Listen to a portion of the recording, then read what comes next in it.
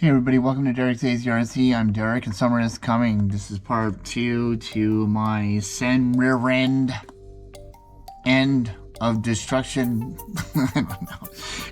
This is going to get a portal axle upgrade to my Sen 450. I'm talking fast because I want this video to be fast and done. I am upgrading to the Red Cat portal axle. It's getting portal technology, guys. So I'm doing a quick little tear down. I'm going to tear this axle off of here. There's going to be some serious modification going on, but I worked together with Jake from AZRC to come up with some solutions. And one of those, which I showed in the past video, I'm not going to go over it right now, but I do have to do some things. He did say that that the yoke and sides, so I have to open up a brand new brand new portal axles and go in there and clean off some of the grease and throw in some Loctite in there. And so I'll do that off camera. I'm not going to explain what it is too much for later, and I'll show you too. But there's going to be some stuff because it doesn't have the pan hardening hardware that is the same as this Sen, but we'll make it work. We'll make it happen, and we'll get this going. So, being that said, let's get her done. All right, I'm going to jump back to you with the camera and show you some little trials and tribulations, most likely in between. So we'll get to that. All right, I'll get you guys in a minute. All right, guys. So I've gotten the whole old parts torn out. The chassis over here chilling. I've got the old pieces sitting over there. I just wanted to go over some cool stuff that came out of the box. So I pulled them out, and what's come out of the box is, besides the extended, what didn't come out of the box was. So I guess I'll start with what didn't come out of the box. But I bought these for $33. Is these aluminum center drive universal drive shafts from Red Cat. For 33 bucks are these nice extendable drive shafts that are 5mm for the center drive, and that is some really good stuff. Moving on, because we got no time. Now, what also came in the box, which was I was eyeballing before on this, because I'd heard from Jake had told me that he had done for a Gen 7 upgrade. He put these portal axles on because I've been eyeballing this slipper clutch assembly. Hopefully the bag's not all just shiny, but this nice little slipper clutch assembly that you can put on, because my Everest 10 down there doesn't have a slipper clutch. It's just straight, and the gearing ratio on it is a lot slower, and so the truck's a lot slow. But if I ever wanted to upgrade the motor in there, and I love my Everest 10, it's a little trooper, but its ground clearance is horrible. So if you threw portal axles on it, and threw a slipper clutch assembly on it, that little truck would be a nice little trooper. And I know that somebody would say, well, why don't you just get a Gen 8? Well, there's a lot of weight on a Gen 8. And I like the platform on my Everest 10, not even the Gen 7. But the Gen 7s are cool too. I got 2 Gen 7s up back there too. But and the turning radius on them are a cruise missile. I know, I'm sorry, but the thing is a badass, man. It is cool. And I want to see what its upgrade path is on it, in that sense. And so just throwing I'm not going to be using this slipper clutch on this guy because I already have it. So this is cool. I'm going to be throwing this on my Everest 10 for the fun of it. And this package also comes with these 4 plates that are for adjustable for different, I'll be using them maybe for my pan hard assistance. There's all these are,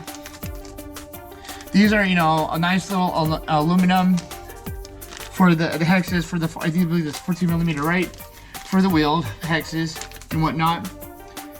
And then there's this whole pan hard adjustment and front, this is for the front end for the steering, the steering rack and everything. And this might be going on the front end of this, but I'm not going to mess with it right now because the front end's in operating manner on this truck. I'm not going to go that far right now. And then the rear. And now what I have to do is, so Jake had told me that I need to pack, for one, I need to pack this whole area with waterproof grease. Boom. because I watch Kevin Tabbitt and he says buy marine waterproof grease. A lot of other channels do too. But I gotta pull this pumpkin out, and because my friend Jake told me from AZRC, told me when I bought this, he said that he had installed this kit and that the little set screw that holds this pin in backs out. So you gotta pull this out, clean it with, you know, cleaner, and then put Loctite on it, on the set screw in there, to make sure that it does not back out, because it will. You know, it's put together and it'll back out. You don't need that backing out when everything's all put together. Do it while you haven't put it in yet. Alright, so, like that. Don't. Anyways, so that's what I'm doing right now, real quick. And let's see if this all melts up. Woo! Alright, so this is the part he was talking about, and this is the part that failed on my other truck. Right here, these two guys. Right here. And this is like, I mean, it's good because this is the most crucial part that this receives a lot of power, you know. So I just took and used brake cleaner and took everything else apart. If you see down here, you know, it's all taken apart down here, all that stuff. And I'm about to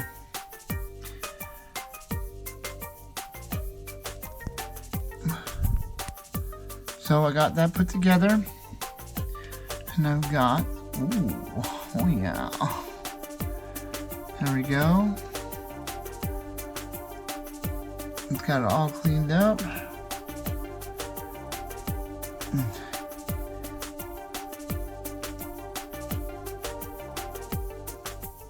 Nice threaded in. And I'm gonna take, I got it tight, and I'm gonna get you in there. Oh, I grabbed the thick one. Where did my other go? Right there. I'm gonna slide you right in there. Oh yeah. Oh yeah. Oh, the central power unit. Alright. So I'm gonna put this puppy back together, pack it full of grease, get her mounted. I think Sam 450 will be ready for a tractor pull tomorrow. I'm gonna take that slipper clutch and back it off some. Yeah, alright. And get back to put this back together and get on the next part of this little adventure. Catch you guys in a minute. Hey guys, I just wanted to show you a couple steps I did. So right here in the truck, put it down. So my hardest parts right now are getting, so these two bars, this bottom bar right here, I forget what it's called, the third arm or whatever, or to tie into this bar right here to make it so that it's all, you know, cantilevering, whatever the word is, trailing or whatever. This was too long. And so it was making everything cockeyed like that. And I don't want a cockeyed drive line, and especially when a lot of torque's going on to that spot. It puts a lot of stress and tension on right there. I had an old 86 Camaro that when I wrecked it, it made everything get it kind of cockeyed, and so whenever I would whenever I get on it or whatever, it would cause a lot of stress into that area, and it would blow that seal right there, and I would lose all the rear end grease all the time. That's some stinky grease, by the way, if anyone ever knows. It smells like butt. Anyways, so I like working on smaller cars now. So I have to fabricate a new one of these, but I got that here in the shop. So I've got right here, it needed to be 10 millimeters less. So I've got this really thick rod right here. I forget what millimeters it is, and my battery's dead in my little guy. And so, yeah, but so I use my handy dandy mini bolt cutters, and I measured out. I put it up against it. And look at these aluminum heads right here on these. These are really nice. I've bought in a bunch of these.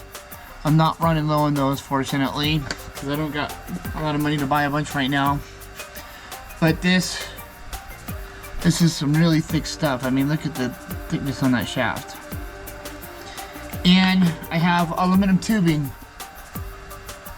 to go over the top of it for finished look. I've seen it in some other videos. And then I take my tubing cutters and I cut it to shape over the top of it. So I'm just showing you what I do. So right here, and then I ream the end. So slide that over the top. I didn't ream it good enough. It's nice to screw it on there nice and tight. Alright.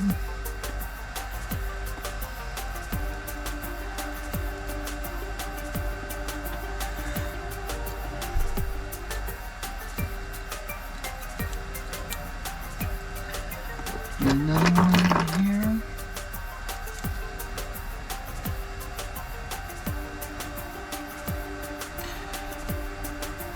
Yeah. Look at that. I mean, it's off color, but that's a beefed up one right there. I mean, that's pretty. So I don't let little things like this set me back here in the shop. I'm ready to go. That's what I like.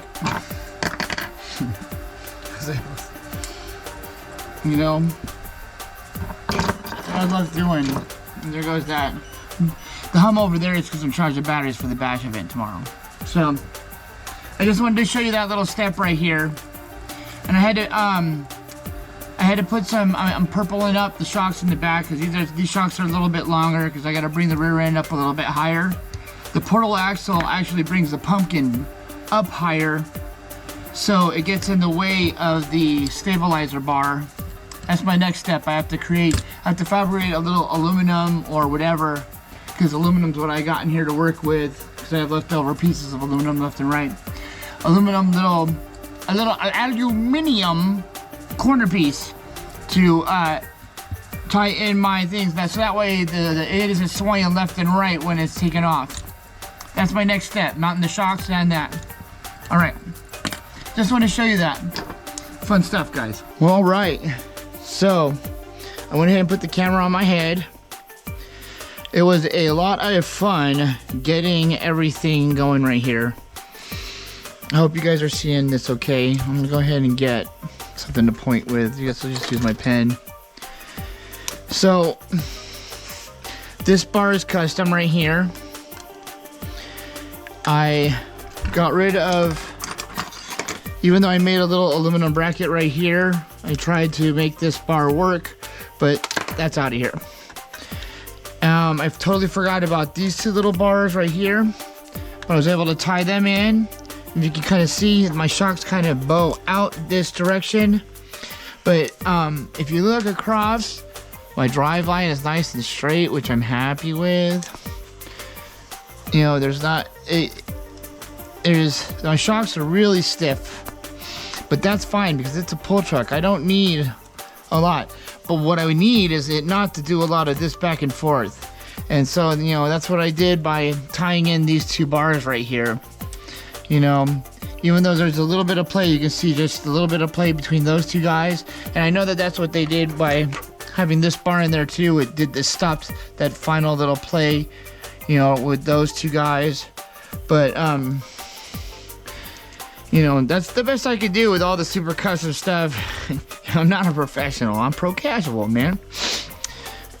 So anyways, but yeah, I've yet to fire it up yet. I was really concerned with the rotation of the axle coming out of here, but I can kind of see right here the pumpkin, this is going in this way. You know, you can see the divot in the gearbox, that the pumpkin's going that way, and over here, the rotation of the gearbox, the pumpkin's going this way. So we should be all right, right? I'm gonna go ahead and flip this over. I already have the fan going on this. I already have a battery charged up. She sits a lot higher. She's got a little rawr stance. Uh-oh. Dang it. See that? Why, Papa? But why, Papa? Why, Papa? Why? You see this? You see what's going on right there? These wheels are spinning in the opposite direction. Why, Papa? Why, Papa? Why? Why?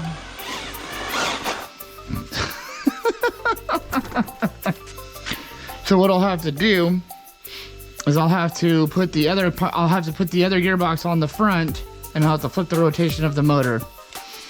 And it's 1 o'clock already, and I have a job possibly coming. Oh, why, Papa?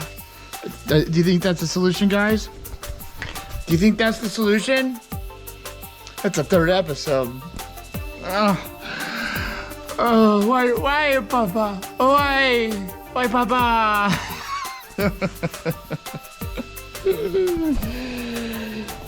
Look at my Mickey hat. The Mickey hat lets me think. We need some more portal technology. I love failure. I love failure. Right? I'm looking over there in the camera thing. I love failure. I love failure. Don't we? Don't we love failure? We do. I'm not stressed out. I love it. I really do. It's having fun out there. I love failure. I'm not gonna cry.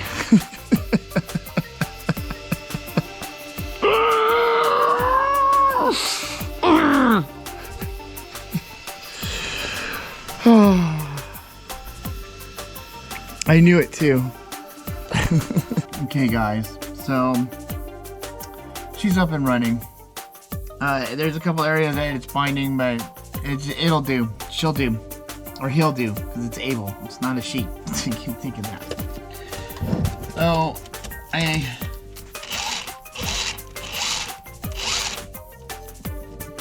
hopefully I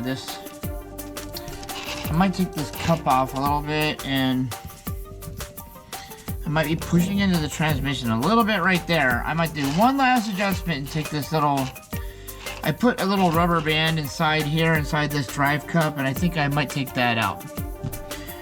I wanted this to stay in there, but I think that's a little too much tension on that dog bone. And yeah, I might take that out. And that way that dog bone has a little bit more play, and it's not pushing into this gearbox so much. Because I can hear it just pushing really hard. Although the bearing, I mean, it shouldn't be, you know, because that bearing's right there keeping it so it's not pushing into there. But, yeah. Now, I have another issue is because I'm going to have to warranty out this ESC. And it was happening last time. It'll drive for about 5 minutes, maybe. No, about 5 minutes. And then the motor stops running. Yeah, it'll steer. It'll send signal to the steering, and it doesn't even flash a code. And I've checked the connection to the motor and everything, and it just acts like. And I've checked the sensor wire and all of that, and I don't know what's up. It doesn't flash me a code and tell me that there's a problem or anything like that. And I haven't started into the data coding or the data logging. And I know other people with this motor and electronic speed control combo, and their trucks don't go through this, so it needs to be warrantied out. Anyways, I just get it running for tomorrow for a little bit of the pool competition. I rerouted the on-off switch because once I reset it, it works fine again. I tried to go into the settings menu and disengage all the safeties, wondering if it's getting some kind of heat spike or something like that, and yeah, whatever, I don't know what's up with that. So it would piss me off. I've seen in some of the posts that people have been pissed off by this particular electronic speed control and have paid for, and I've gotten a better electronic speed control for my wife's rig That's going to come later on down in a later video. So I don't want it to do this to her while she's crawling around, because it would piss her off. I'm not saying that she would be grumpy, but I don't want her to have a bad experience. I want her to have a good experience. So that's it for this video. I hope I can make it in 15 minutes, all of that video. Alright, we'll catch you guys at the event.